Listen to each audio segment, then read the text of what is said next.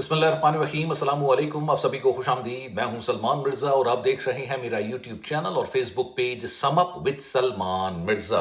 क्या हाल है हुजूर, कैसे हैं आप लोग? मैं उम्मीद करता हूं, दुआ करता हूं आप जहां हो खैर वाफियत से हो, सेहतमंद हो, तंदुरुस्त हो। और ये वीडियो देखने के लिए आपने अपना कीमती वक्त निकाला है हुजूर वाला।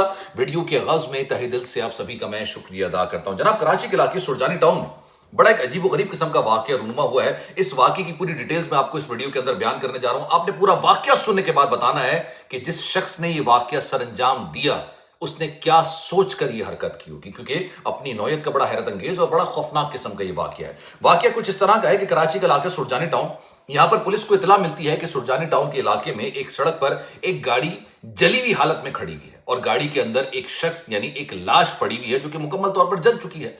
पुलिस को जैसी इतला मिलती है मौके पर पहुंचती है, गाड़ी का मुआयना किया जाता है। गाड़ी मुकम्मल तौर पर जल चुकी होती है और गाड़ी के अंदर जो शख्स बैठा होता है वो भी बेचारा मर चुका होता है। लेकिन गाड़ी जब ये जल रही होती है तो गाड़ी के अंदर एसी चल रहा होता है, जिसकी वजह से गाड़ी के अंदर की जो चीजें हैं ना वो मुकम्मल तौर पर जली हुई नहीं होती हैं। लेकिन खैर तहकीकात का आगाज किया जाता है कि भाई गाड़ी किसकी है, शख्स किसका है, गाड़ी को आग किसने लगाई, हादसाती तौर पर लगी या किसी ने जानबूझकर इस शख्स को कत्ल किया और उसके बाद गाड़ी को आग लगा दी। उसके लिए सबसे पहले लाश को बाहर निकाला जाता है। लाश मुकम्मल तौर पर जल चुकी होती है, लेकिन इसकी जेब के अंदर कवायफ मौजूद होते हैं, यानी इसका ड्राइविंग लाइसेंस, गाड़ी के पेपर, इसका शनाख्ती कार्ड, गाड़ी का नंबर ट्रेस करने की कोशिश की जाती है कि भाई ये लाश है तो है किसकी। जब तहकीकात होती है तो पता चलता है कि जनाब ये जो लाश है ये किसी आम बंदे की नहीं है, ये तो कराची में चावलों का एक बहुत बड़ा ताजिर यानी करोड़पति ताजिर जिसका नाम है ज़ीशान नाज, ये उसकी लाश है। और इंतहाई बेदर्दी के साथ इसको कत्ल करके गाड़ी के अंदर इसकी लाश रख दी, क्योंकि बेसिकली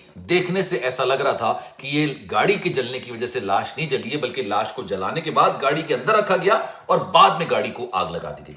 खैर घर वालों को इतला की जाती है, ज़ीशान जो ताजिर है उनके घर वालों को इतला की जाती है कि जनाब हमें आपके घर के बंदे की इस तरह से लाश मिली है और आप आके इसकी शनाख्त कर लीजिए, क्योंकि इसके पास से जो कवाइफ मिले हैं उसके मुताबिक ये ज़ीशान नाज है। अच्छा, यहां से बड़ा दिलचस्प मामला शुरू होता है। जब इसके घर वाले आते हैं, घर वालों में कौन कौन होता है? इसकी वाइफ होती हैं और इसके वालिदैन होते हैं।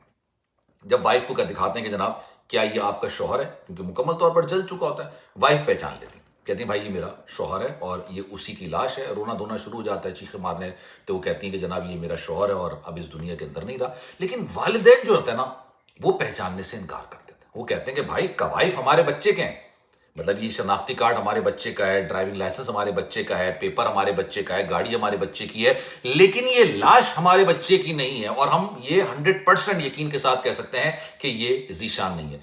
बेगम कह रही है कि ये ज़ीशान है, मेरा शौहर है, लेकिन घर वाले कह रहे हैं कि ये हमारा बेटा नहीं है। पुलिस चकरा जाती है कि यार ये मामला है तो है क्या। बेगम पहचान रही है, घर वाले पहचान नहीं रहे। कवाइफ देख के और शनाख्ती कार्ड देख के, गाड़ी की नंबर प्लेट देख के, एनआईसी देख के ये पता चलता है कि भाई ये तो मशहूर ताजिर की लाश है। लेकिन खैर मजीद तहकीकात की जाती है कि भाई वाकई में अब ये शख्स कौन है। अब जब शनाख्त में मुतजाद चीजें निकलकर सामने आई तो पुलिस ने फिर इसका फिंगरप्रिंट्स और दीगर चीजें टेस्ट करने की कोशिश की।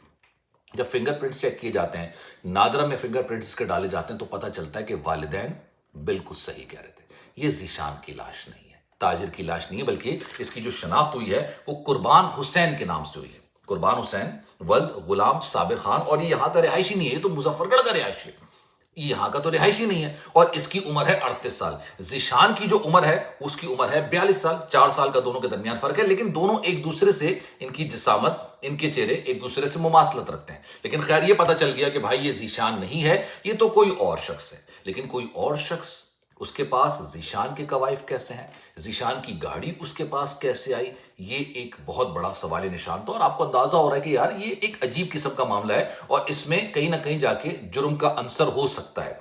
अब मजीद तहकीकात हो रही होती हैं, बेगम को दोबारा बुलाया जाता है और बेगम से पूछा जाता है कि आपने अपने शौहर को ही पहचानने से इनकार कर दिया।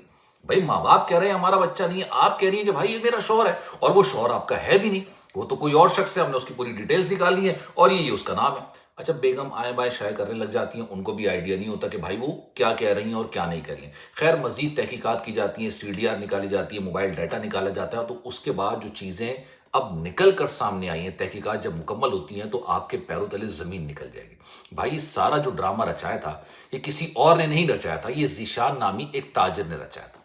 हुआ ये, ज़ीशान के बारे में जब पुलिस ने मालूमात हासिल की ताजिर बरादरी से, तो पता चला कि भाई इस पर तो तकरीबन 50 से 52 تقریباً 52 کروڑ کا قرضہ ہے. اس نے مختلف لوگوں کے 52 کروڑ روپے دینے ہیں, اس کا قرضہ اس کے اوپر ہے. اچھا, پھر قرضہ دینے کے لیے ان کے پاس مالیت تھی نہیں, ٹھیک ہے, رولنگ میں رکھتے ہیں بزنس مین پیسہ.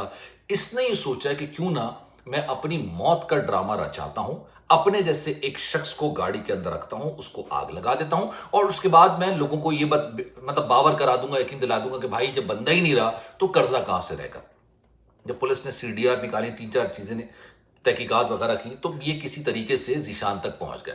اب جب ذیشان کو گرفتار کیا گیا تو ذیشان کا حلیہ ہی چینج. ذیشان کے چہرے پہ, پہلے تاجر کے چہرے پہ داڑھی ہوا کرتی تھی بھائی, داڑھی والا شخص تھا, اس نے اپنی داڑھی منڈوا دی اور اپنا بالکل حلیہ تبدیل کر لیا. اس کے ساتھ اس کے ملازم کو بھی گرفتار کیا گیا, اور پھر جو ان کی شفاعت نکل کر سامنے آئے, اب وہ ایک ایک کر کے آپ ذرا غور سے سنیے گا. ذیشان نے بتایا کہ جناب اس نے اپنے ملازم جس کا نام ہے زیغم عباس, اس کو اپنے ساتھ میں لایا اور اس نے کہا یار ایک ڈرامہ رچاتے ہیں. اچھا, پچھلے سال بھی یہ اسی طرح کا ایک عمل کرنے کی کوشش کر رہا تھا, اپنی جان دینے کا, اور یہ سمندر کے پاس بھی گیا, لیکن ڈر کے مارے یہ سمندر میں نہیں کودا, یہ واپس آ گیا. یعنی کافی عرصے سے اس کے اوپر یہ قرضہ تھا اور یہ قرضے سے جان چھڑانا چاہ رہا تھا, اور اس کو نہیں سمجھ آ رہا تھا کہ میں جان کیسے چھڑاؤں.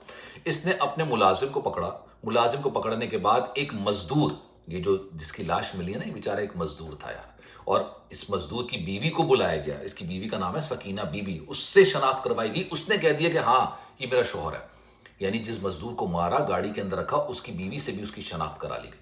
اب ہوتا یہ ہے, یہ جاتے ہیں مزدور کے پاس, مزدور جیسے راستے میں چل رہے ہوتے ہیں, اس کو دیتے ہیں پیسے کا لالچ اور کھانے کا لالچ, اپنی گاڑی کے اندر بٹھا لیتے ہیں. گاڑی کے اندر بیٹھ جاتے ہیں. گاڑی میں کون کون بیٹھا ہوا ہے؟ ذیشان بیٹھا ہوا ہے, زیغم عباس اس کا ملازم بیٹھا ہوا ہے, اور تیسرا شخص جس کی لاش ملی ہے اس کو گاڑی کے اندر بٹھا دیا. اب چاولوں میں کیڑے مارنے کے لیے ایک لکوڈ کیمیکل استعمال کیا جاتا ہے. لکوڈ تو نہیں کہتے, کیمیکل استعمال کیا جاتا ہے. وہ بیسیکلی زہر ہوتا ہے. وہ زہر کھانے ملا کے اس کو دیا. بے ہوشی کی حالت میں چلا گیا. جب بے ہوشی کی حالت میں چلا گیا تب اس کو قتل کیا بے دردی کے ساتھ. اس کی لاش کو جلایا گیا تاکہ اس کی شناخت نہیں ہو سکے. چہرہ جلایا گیا, ہاتھ واتھ جلائے گئے. جلانے کے بعد اپنی گاڑی کے اندر اس کو رکھا, اپنے تمام قوائف اس کی گاڑی کے اندر رکھے, مطلب اس کے پاس رکھے, اور اپنی گاڑی کو جا کے جلا دیا. اور یہ پریٹینڈ کرنے کی کوشش کی کہ بھائی یہ جو بندہ ہے یہ کوئی اور نہیں ہے بلکہ یہ ذیشان ہے. اپنی ہی موت کا ناٹک رچایا, اپنی ہی موت کا ناٹک رچا کے اپنے اوپر جو قرضہ ہے اس کو معاف کرانے کی کوشش کی. لیکن والدین نے چونکہ اپنے بچے کو پہچاننے سے انکار کر دیا تھا, انہوں نے کہا بھائی یہ میرے بچے کی لاش نہیں ہے. یہاں سے یہ معاملہ دوسری طرف گیا. اگر والدین بھی کہہ دیتے, بیوی نے تو کہہ دیا تھا, اور بیوی کو بھی انہوں نے شامل تفتیش کر لیا کہ بیوی نے کیسے پہچان لیا. جب والدین نہیں پہچان سکے تو بیوی نے کیسے پہچان لیا. بیوی کو اپنے شوہر کے بارے میں غالباً شاید والدین سے زیادہ بہتر طریقے سے اندازہ ہوتا ہے نا. تو والدین نے تو بچوں کو پال پوس کے بڑا کیا ہوتا ہے, لیکن جب بڑا ہو جاتا ہے تو ایک پردہ آ جاتا ہے نا بچوں اور ماں باپ کے درمیان, تو وہ پھر پردہ بیوی سے نہیں ہوتا ہے. تو بیوی نے پہچاننے سے انکار کیسے کیا؟ اب اس کو بھی شامل تفتیش کیا گیا ہے, لیکن اب اس کو گرفتار کر لیا گیا ہے قتل کے الزام کے تحت, اور اس نے اس بات کا اعتراف جرم بھی کر لیا. اب سوچئے, قرضہ بھی اس کے سر پر, قتل بھی اس کے سر پر آ گیا, تمام چیزیں بھی اس کی بک جائیں گی, اور اس سارے ڈرامے سے اس کو حاصل کیا ہوا.